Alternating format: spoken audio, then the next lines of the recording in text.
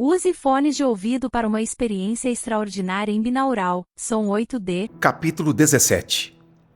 O Jardim Secreto. O som da rã no pântano também tem encanto.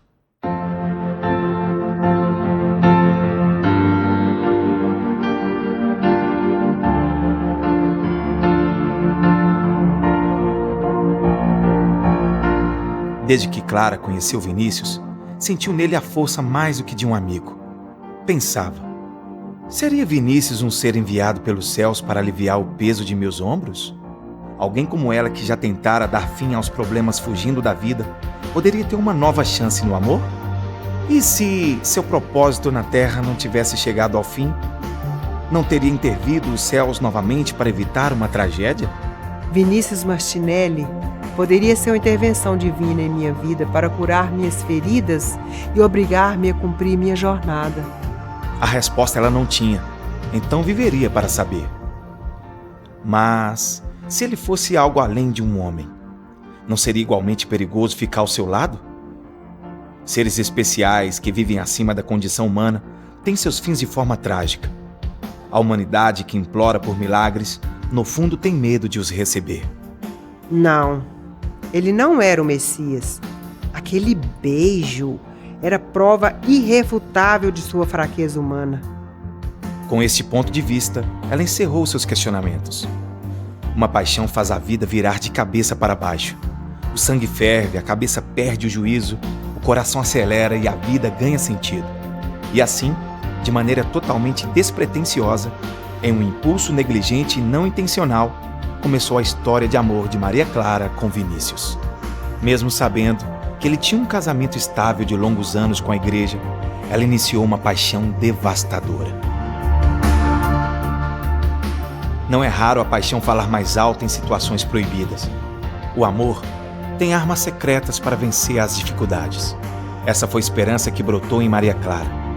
A questão seria, estariam os dois dispostos a pagarem o alto preço que seria cobrado?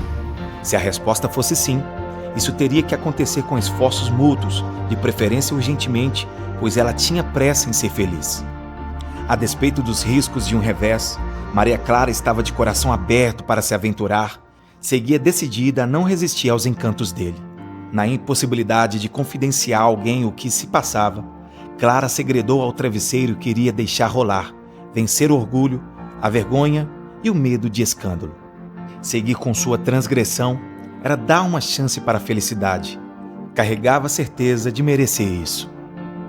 O responsável pelo sentimento que elevava novamente sua autoestima estaria em primeiro plano e respondia pelo sonoro nome de Vinícius Martinelli. Era o que bastava saber. Como um casal de adolescentes que luta contra a proibição dos pais, acima de tudo e de todos, eles seguiram flertando às escondidas. Com uma devoção digna de Maria Madalena, ela acompanhava cada palavra emitida por ele. Seus afazeres não permitiam encontros diários. Eles davam suas escapulidas uma vez por semana ou de quando em vez. Os encontros iniciais, limitados a beijos, abraços e carícias no carro dela. Em virtude desses encontros fortuitos atiçarem os desejos cada dia mais, era natural esperar que logo quisessem se conhecer no sentido bíblico da palavra. Ela carregava ainda o coração em frangalhos. Chagas abertas e cicatrizes mal curadas expunham uma alma cheia de receios. Por outro lado, a necessidade de refazer sua vida não falava menos alto. A quem ouvir, às dores ou ao chamado do amor? Não buscava tão somente uma aventura. Desde que começaram a se relacionar como namorados, ele não surgia repentinamente na loja. Este cuidado de telefonar antes fazia parte de algumas regras que estabeleceram com o intuito de evitarem comentários maldosos. A tarde quente espelhava o céu com um lindo azul turquesa, impressionante como o azul dos olhos de Vinícius. Era realmente um dia atípico para a estação do ano, geralmente coberta por nuvens cinzas.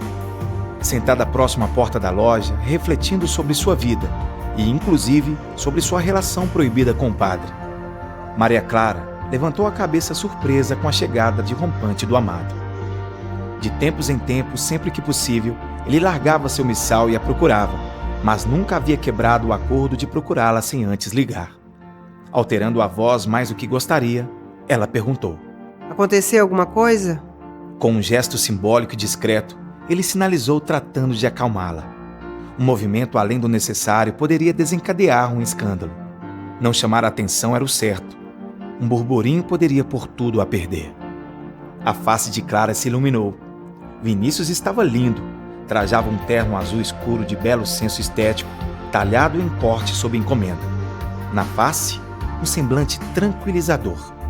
Certificando-se de que não havia ninguém por perto, deu passadas largas em direção a Clara e disse ao pé de seu ouvido: Meu coração bate feliz quando te vê.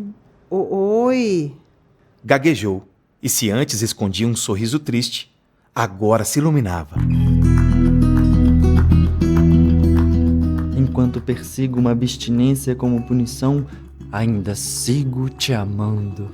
E para fazer derreter o coração puro de Maria Clara, emendou: Eu saberia te dizer de tudo que há em mim, mas hoje só existe você.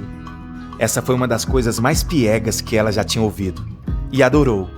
Inclinada a não deixar aquele relacionamento esfriar, ela encheu-se de confiança. Manteve-se muda. Ouviu inquieta seu coração acelerar. Sentia estar vivendo um conto de fadas. Não convinha e não queria tentar esquecê-lo. Com seu carinho, ele dava mostras que não queria e tampouco deixaria que isso acontecesse. Os olhos dele perseguiam Maria Clara até em seus sonhos. Aquela mulher, criada em fortes padrões morais, sofria com seus próprios julgamentos por estar vivendo uma situação inapropriada. Mas, por outro lado, ela estava sentindo-se amada e confortada. Culpar-se era o avesso do sentimento que trazia de volta à vida. Discretamente, a figura bem vestida à sua frente entregou-lhe um bilhete com poucas linhas. Nele marcava um jantar em um restaurante romântico na cidade vizinha e concluía: Quantas possibilidades existem dentro de você? Deixe-me conhecê-las. Ela consentiu com um sorriso. Voltando para o interior da loja, pediu à irmã Virgínia para ficar com as crianças quando encerrasse o expediente. Foi para casa se produzir. Sabia que naquela noite haveria muito mais do que meros beijos, abraços e apertos. Hidratou os cabelos, passou óleo suavemente perfumado pelo corpo e escolheu o vestido preferido, um tubinho preto, colado o suficiente para realçar as perigosas curvas que possuía. Saiu largando para trás a tristeza que antes morava em seus olhos. Afastou traumas acumuladas durante o casamento e saiu vestida para matar. Era uma mulher bonita, um pedaço de mau caminho, uma fêmea capaz de despertar os interesses sexuais de qualquer homem. Por que deveria renunciar a isso? E nesse caso, ela queria provocar os desejos mais lascivos de Vinícius Martinelli. Atrasada 15 minutos, caminhou devagar na entrada do estabelecimento. Queria criar um ar de expectativa de: será que ela vai vir? Cabelo esvoaçante, batom impecável, vestido gritando: me pega. Enquanto seguiu o maître, atraiu do ambiente cada olhar. Não teve pressa em chegar na mesa por ele indicada. Quando Vinícius a viu, ficou boquiaberto, aumentando a sensação de poder que ela carregava. Levantou-se da mesa indo recebê-la. Puxou a cadeira com um galhardeio, oferecendo à acompanhante recém-chegada. Um gesto educado, nato de um gentleman ou de quem tenta impressionar para uma conquista. Ela divisou que as pupilas dele estavam dilatadas, como as de um animal observando sua presa. Você está simplesmente maravilhosa, sussurrou enquanto ela se ajeitava no assento. Mentalmente, respondeu para ele. Eu sei. Se inclinou para a frente, quase mostrando pelo decote os belos seios. Desde a chegada triunfal dela, ele perdera a segurança que pensava ter, usando os olhos apenas para contemplá-la. Iniciava um encontro que jamais um dos dois esqueceria. O jantar foi regado a um ótimo vinho tinto. O líquido vermelho rubi possuía a dose extra de coragem que Maria Clara precisava para se soltar. Falaram sobre tudo como era de se esperar. Afinal, eram confidentes. Contaram histórias de épocas que ainda não se conheciam, suas infâncias, juventudes, sonhos, e arriscaram falar de um futuro que naquele instante parecia próximo. Estavam totalmente enfeitiçados um pelo outro. Embriagados pelo vinho e pelo desejo devasso que sobejava deles, saíram dali para um motel.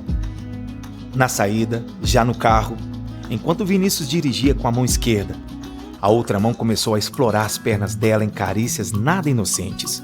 Subindo devagar, deteve-se onde as coxas convergiam. Entre os dois, o desejo era intenso. Caminhavam para o ponto máximo. A sensação de proibido dava força a esses impulsos. Era evidente a obstinação dele em possuir Maria Clara e a dela em se entregar. Depois de esconder-se, esquivando do sexo por tantas vezes, ali estava Clara desejando o amor ardentemente. Sabia que seria bem tratada, que não precisaria ficar na defensiva. Ele abriu a porta da suíte, deixando que ela entrasse primeiro. Ela olhou aquela atmosfera desconhecida.